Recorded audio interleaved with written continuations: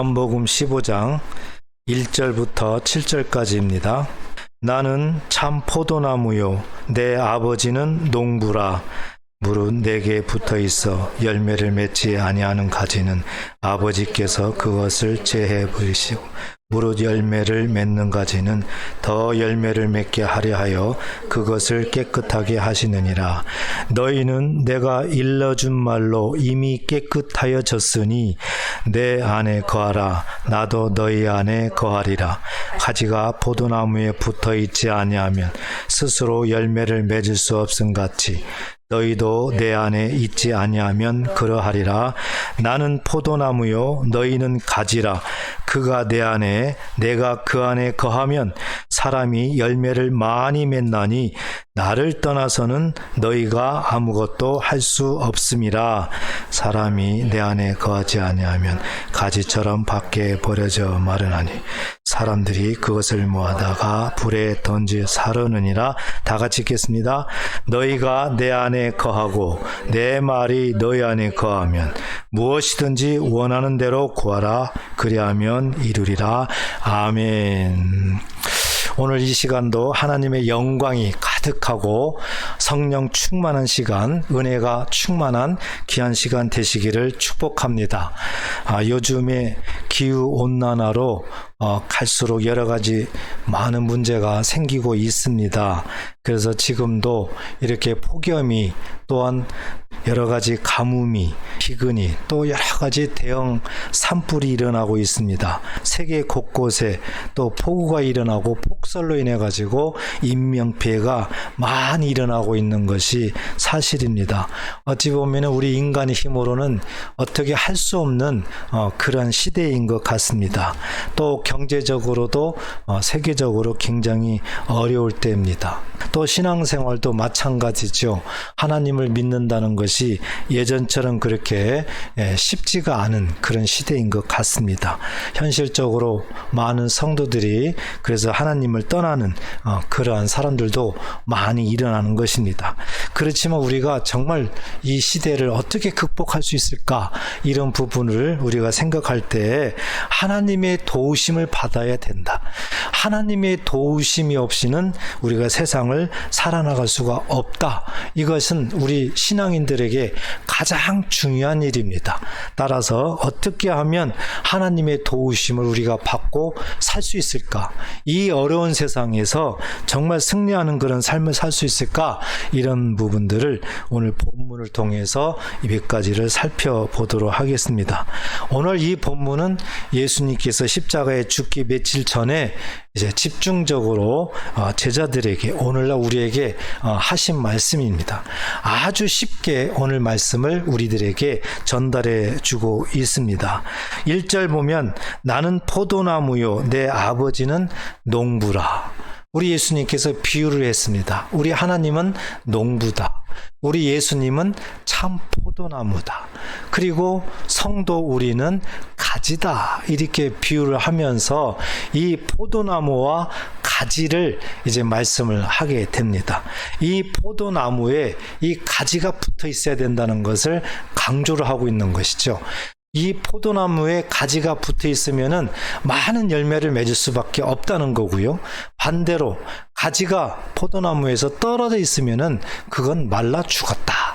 열매를 맺을 수도 없다. 이것은 나중에 이제 불에 집어넣을 수밖에 없다.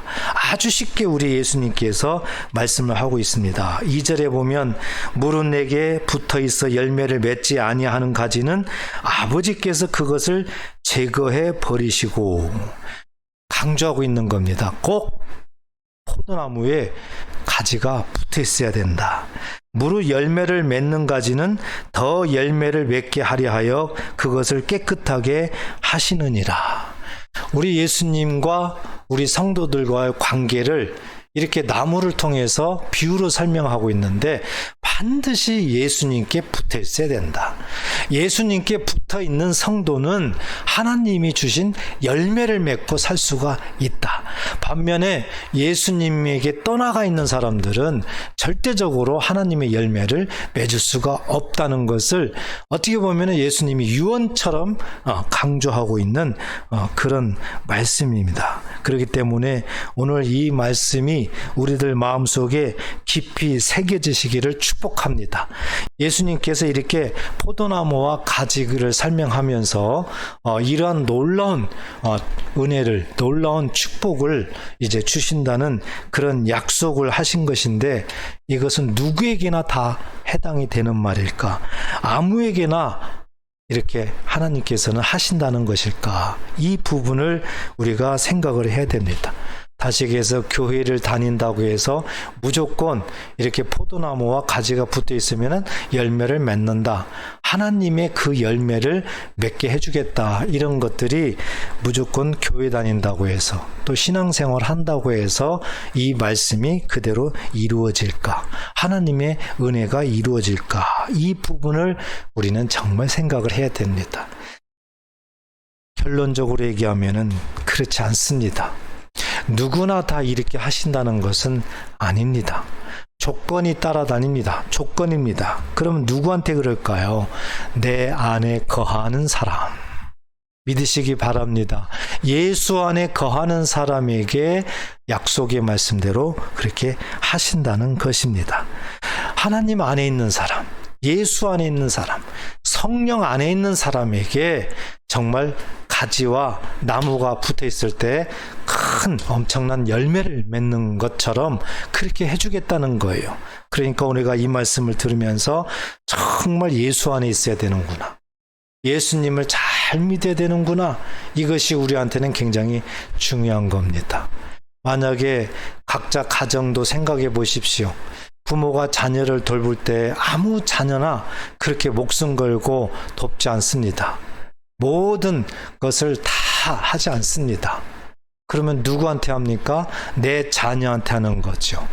내 자녀, 또 부모가 내 부모라고 하는 자녀에게만 그 자녀의 성장을 다 돕고 다 뭐든지 다 하게 되는 거죠. 그렇기 때문에 우리가 예수 안에, 예수님 안에 있을 때 오늘 약속의 말씀대로 우리를 돕고 많은 열매를 맺게 해준다. 그리고 3절에 보면 말씀으로 깨끗하게 했다. 또 이 말씀도 우리에게 전달을 해주는 것이죠.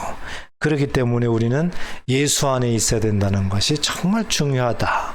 자, 그렇다면 이제 예수 안에 있어야 되는 것이 중요한데 어떻게 해야 예수 안에 있을까? 예수 안에 있으려면은 우리가 어떻게 해야 될까? 예수 안에 거한다는 것은 과연 어떤 의미일까? 이런 부분들이 이제 우리가 생각을 해봐야 되겠죠. 이것은 굉장히 쉬운 문제입니다. 우리가 예수 안에 있다는 것은 어떤 의미일까? 바로 예수를 믿는 것이 예수 안에 있다는 뜻인 줄 믿으시기 바랍니다. 예수님을 인정을 해야 돼요. 하나님을 인정을 해야 돼요. 그래야만 예수 안에 있다는 것이죠. 자, 이런 부분들은 성경 66권 전체를 보게 되면은 우리들에게 여러 가지 모습으로 우리들에게 전달을 해주고 있습니다. 구약 성경에서 이렇게 신약의 예수 안에 있을 때에 오늘 말씀처럼 이렇게 이루어진다, 이런 부분들을 구약 성경에서 가장 대표적으로 말씀하는 그 단어가 바로 도피성입니다. 예, 도피성제도예요. 하나님께서 이스라엘 백성들을 한번 보십시오. 이스라엘 백성들을 하나님께서 어떻게 하나님 안에 거하게 하시는가, 이 부분을 보면은요, 이스라엘 땅 이렇게 요단강을 중심으로 보면 동쪽과 서쪽에 이 도피성을 3군데씩을 만들어 놨습니다. 가장 가까이에 이렇게 만들어 놨어요. 왜 그럴까요? 하나님께서 보호하기 위해서예요. 그런데 이 도피성이란 뜻은 이제 피할 장소잖아요. 예, 피해서 도피성으로 들어가면은 안전한 곳이 바로 도피성입니다. 그러면 도피성은 누가 들어갈까요? 우리가 하나님을 믿는 사람들 중에서도 이렇게 죄를 범할 때가 많이 있습니다. 오늘날로 보면 예수를 믿으면서도 죄를 범할 때가 많이 있습니다. 그런데 하나님은, 만약에 하나님을 믿지 않는 사람들은 상관없어요. 하나님을 믿지 않는 사람들은 어차피 지옥에 갈 사람들이기 때문에. 문제는 하나님을 믿는 사람들이 죄를 범하는데 그것도 이제 구분해야 됩니다. 죄인 줄 알고, 나쁜 줄 알고 죄를 범하면은 하나님은 용서하지 않아요. 그것은. 그런데 살다 보면은 모르고, 전혀 모르고 죄를 범할 때가 있습니다. 성경을 통해서 우리가 본다면 민수기 35장 14절 15절 보면 새 성읍은 요단 이쪽에 두고 새 성읍은 가나안 땅에 두어 도피성이 되게 하라. 제가 말씀드린 대로죠. 요단강을 중심으로 동쪽과 서쪽에 새 성읍씩 도피성을 두라는 겁니다. 이 15절 보면 이 6성읍은 이스라엘 자손과 타국인과 이스라엘 중에 거류하는 자의 도피성이 되리니 부지 중에 살인한 모든 자가 그리로 도피할 수 있으리라. 여기 보니까 누가 그쪽으로 도피할 수 있을까? 부지 중에 그랬습니다. 부지 중이라는 것은 알지 못하고 전혀 알 수 없는 상황에서 내가 고의로 누구를 죽이려고 했다든지 뭘 훔치려고 했다든지 그런 게 아닙니다. 전혀 모르는 중에 나는 그렇게 할 마음이 없었는데 어떻게 하다 보니까 그렇게 됐어요. 나무를 하다가 도끼로 나무를 찍어서 그 나무를 하려고 했는데 나무를 찍을 때 도끼가 갑자기 뒤로 빠져나가면서 뒤에 있는 그 어떤 사람을 죽였단 말이죠. 이런 경우에는 전혀 고의가 아닙니다. 일부러가 아니에요. 부지중이에요. 자, 이럴 경우에는 하나님께서 구하려고 하는 겁니다. 내버려 두면은 그 피해자가 이 사람을 죽이려고 분명히 할 거란 말이에요. 그래서 하나님께서 그런 사람들은 도피성으로 빨리 피신을 해라. 그겁니다. 그래서 이 도피성 안에 들어가게 되면은 거기에는 대제사장이 있습니다. 그래서 아무도 그 도피성엔 침범하지 못해요. 그래서 그 사람은 안전한 곳입니다. 그래서 민수기 35장 22, 23절에도 보면 악의가 없이 우연히 사람을 밀치거나 기회를 엿보음이 없이 무엇을 던지거나 보지 못하고 사람을 죽일 만한 돌을 던져서 죽였을 때에 이는 악의도 없고 해하려 한 것도 없은즉. 일부러가 아니라 정말 어쩔 수 없이 나도 모르게 이런 살인사건이 났다. 그러면 그 사람은 하나님께서 용서하기 위해서 도피성으로 피하라는 거죠. 그래서 하나님께서 그를 이제 보호하겠다. 하나님 안에 들어오면은 하나님께서 지켜주겠다. 이스라엘 백성들아 들어라. 하나님 안에서 있다면은 너희는 여기가 도피성이 된다. 알지 못하고 지은 죄들을 많이 짓고 사는데 그럴 때 하나님께서는 보호한다. 이것을 구약성경에 이미 도피성이라는 제도를 통해서 이스라엘 백성들한테 가르쳐 준 것입니다. 자, 이런 이스라엘 백성들이 언제까지 도피성이 있어야 되느냐, 이 부분을 또 성경은 말씀을 하고 있는데요. 민수기에서 35장 28절에 보면 이는 살인자가 대제사장이 죽기까지 그 도피성에 머물러야 할 것임이라 그랬습니다. 대제사장이 죽기까지는 그 도피성에 머물러라. 대제사장이 죽을 때 이제 그때는 대제사장이 죽은 후에는 그 살인자가 자기 소유의 땅으로 돌아갈 수 있느니라. 그러니까 대제사장이 죽고 난 다음에 이제 그 사람은 고향으로 돌아갈 수 있는 거예요. 해방되는 겁니다. 대제사장을 굉장히 강조하고 있죠. 대제사장이 죽으면은 도피성으로 도망간 이 사람은 이제 집으로 돌아갈 수 있습니다. 해방될 수 있습니다. 자, 이 말씀을 보면 구약 성경을 통해서는 정확하게 알 수가 없어요. 그런데 바로 이 도피성에 도망간 이 사람이 대제사장이 죽으면은 집으로 간다, 해방된다. 이 말씀은 바로 예언의 말씀인데 바로 예수님을 상징하는 겁니다. 예수님이 이 땅에 대제사장으로 오셨다. 히브리서에 우리에게 말씀을 하고 있죠. 그래서 구약 성경에서는 대제사장이 예수님이다 이런 말씀은 없는데 신약 성경에서 풀어주고 있는 거지요. 그래서 대제사장으로 예수님이 이 땅에 오신 겁니다. 그래서 예수님이 이 땅에 오셔서 모든 세상 죄를 지고 십자가에 죽으시면 이제 믿는 자들은 죄 사함을 받고 믿는 자들은 죄에서 해방되는 겁니다. 바로 이 말씀을 하고 있는 거예요. 그래서 이 구약과 신약 성경에 하나님께서 우리에게 말씀하시고자 하는 이 의미를 우리는 잘 깨달아야 될 줄 믿습니다.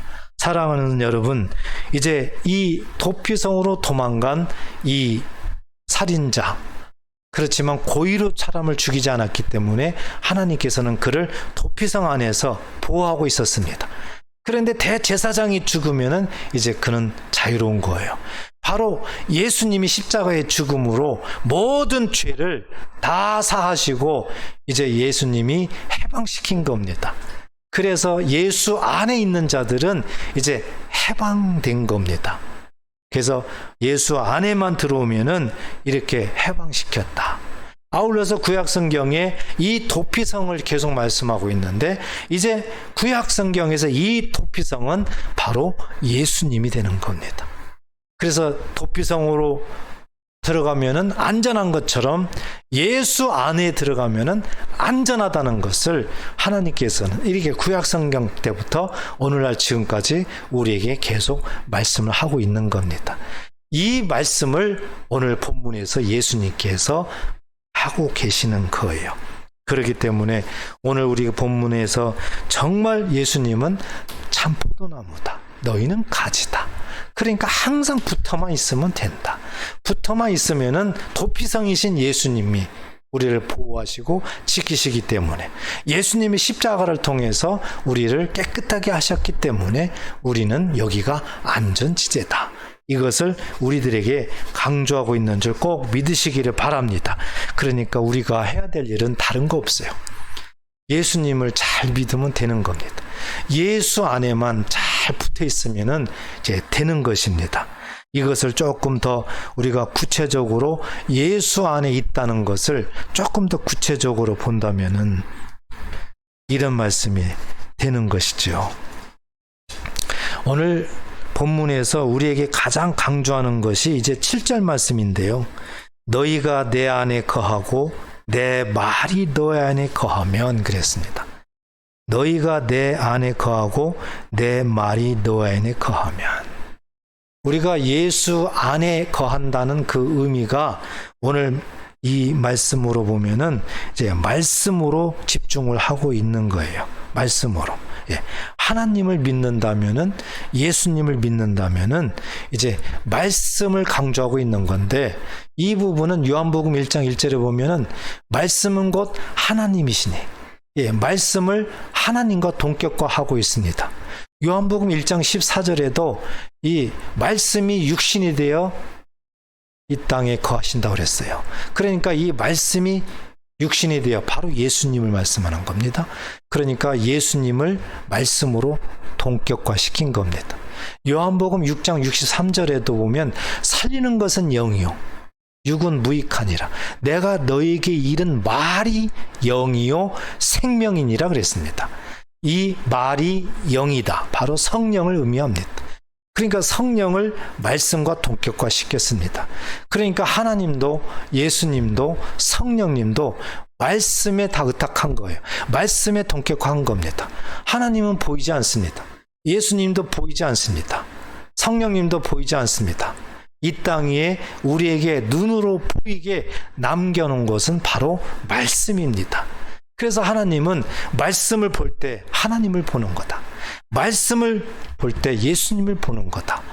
말씀을 들을 때 성령이 우리와 함께하는 거다. 이것을 성경 여기저기에 누차 말씀을 하고 있는 것입니다. 그렇기 때문에 예수 안에 거한다. 하나님 안에 거한다.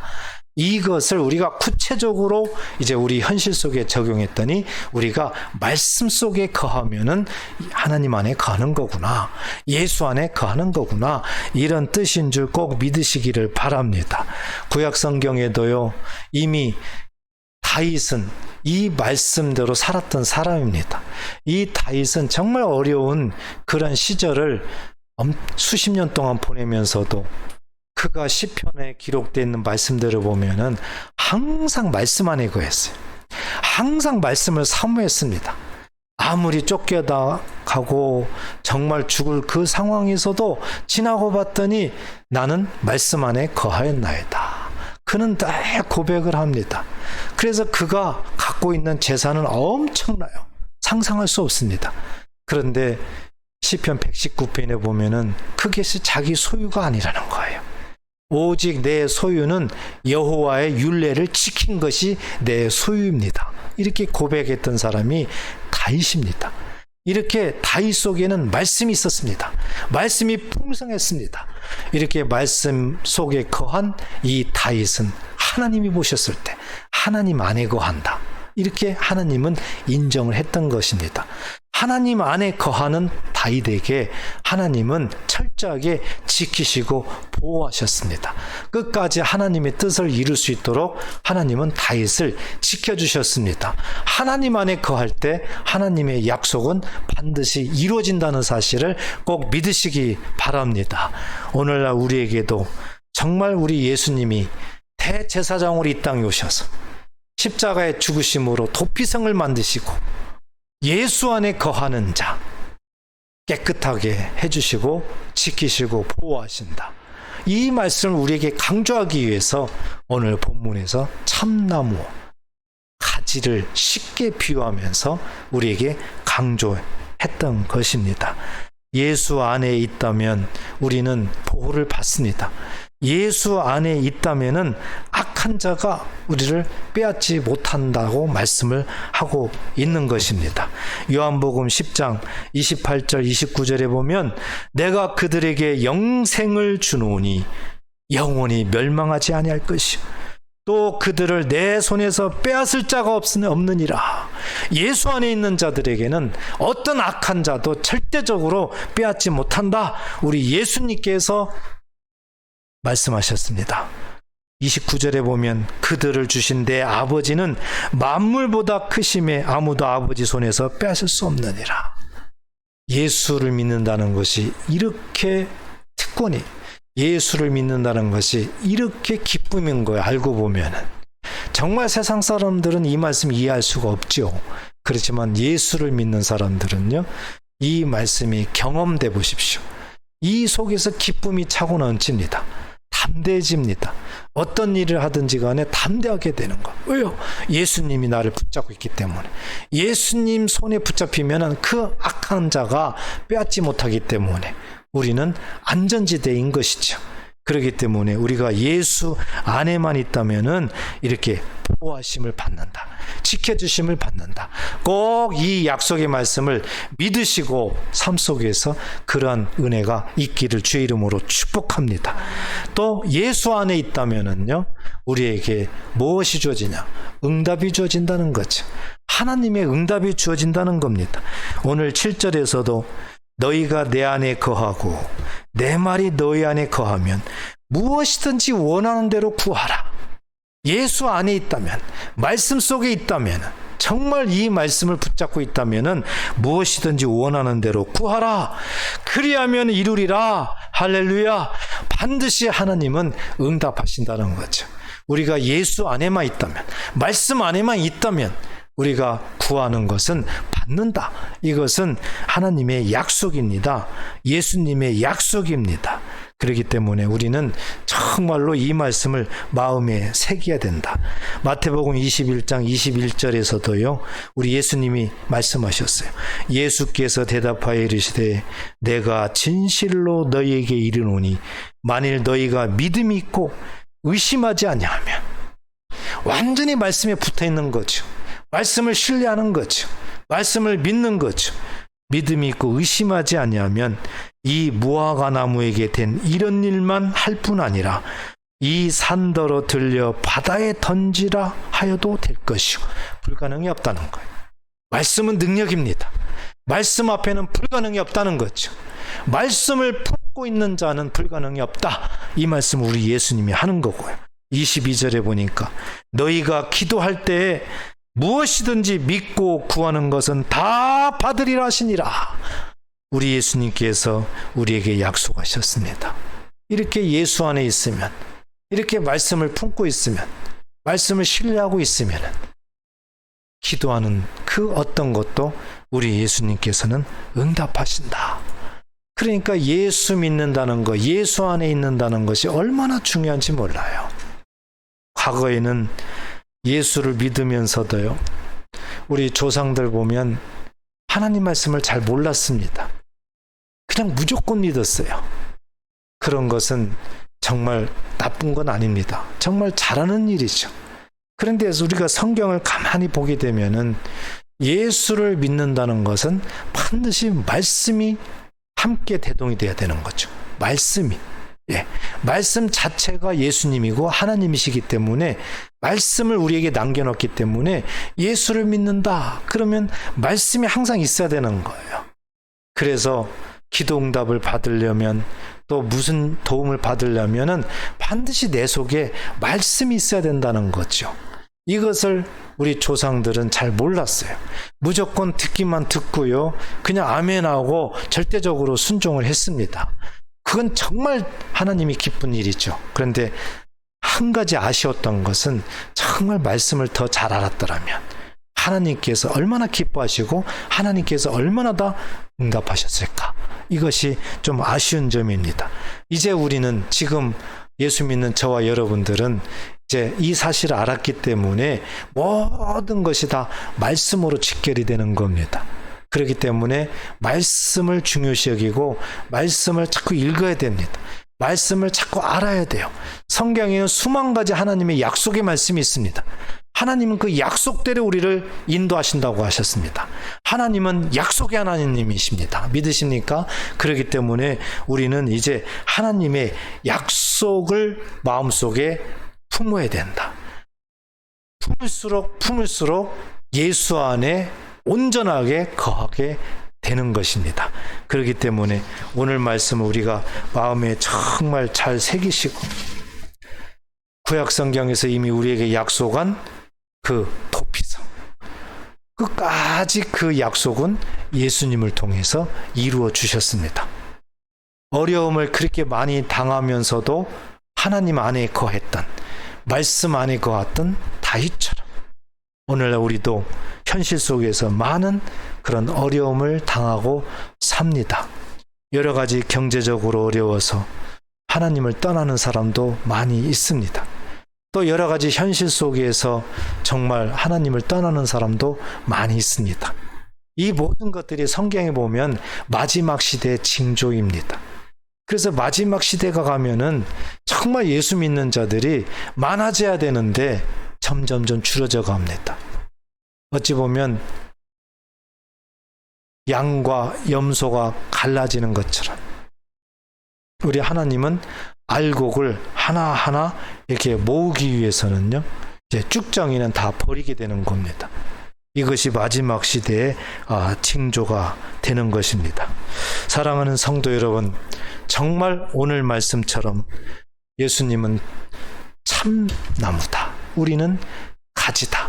하나님께서 농부가 되셔서 이 모든 것들을 보살피고 지키시고 있다. 우리는 예수 안에만 거하면 된다. 우리는 말씀 안에만 거하면 된다.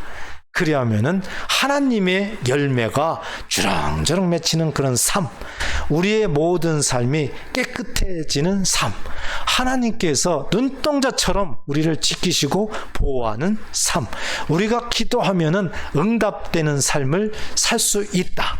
이 모든 것들은 예수 안에 있을 때 이루어진다는 것을 꼭 믿으시고, 말이 아닌 현실적으로 말씀 앞에 온전하게 붙어서 믿으시고 말씀대로 삶을 사는 저와 여러분 되시기를 주의 이름으로 축복합니다. 기도하겠습니다.